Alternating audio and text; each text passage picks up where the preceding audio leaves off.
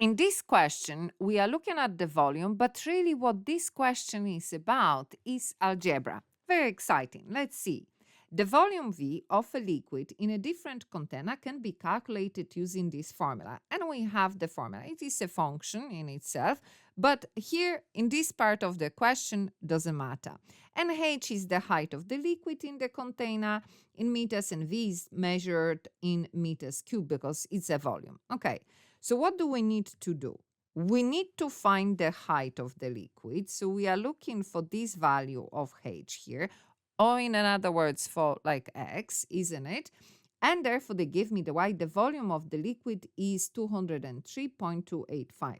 Okay, so we are replacing the y, 203.285, and then the rest of that equation follows.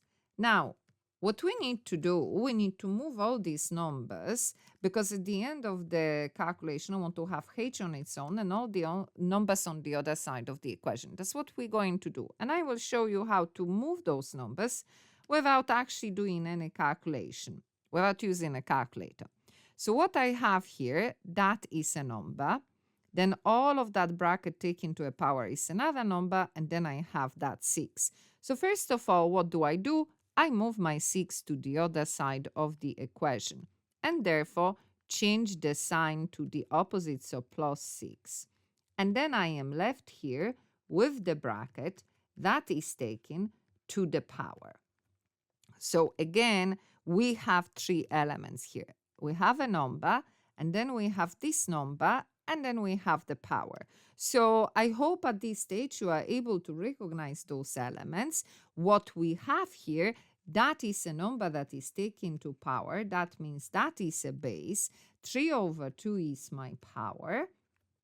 And therefore, the outcome of that multiplication is product. Now, what am I looking for in those 3 elements? H. H is in my base. So if I am looking for base, how do I find it? Well, I take power. Power tells me what? Number of a root, and then I put product under that.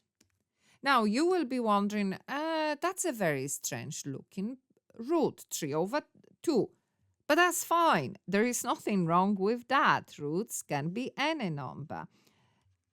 So 3/2, that's the number of a root, plus 6, and therefore I am left now with the base, meaning what I have in the bracket. So now again, let's identify our elements. This is all a number. Then I have my 5h to the power of 2, that's my number, and then plus 4, another number. I want this one here. So what do? I move 4 to the other side, therefore change the sign. And we copy the rest of the equation. So therefore, on the other side, now I have 5h to the power of 2 left. Now I want h, not h multiplied by 5. So how do I eliminate 5? By dividing and dividing both sides of the equation. So now I am left with h to the power of 2 only. How do I eliminate that power? Well, we take a square root of the other side, isn't it? And we just copy. Now, what it takes is a skill to put all of that in your calculator.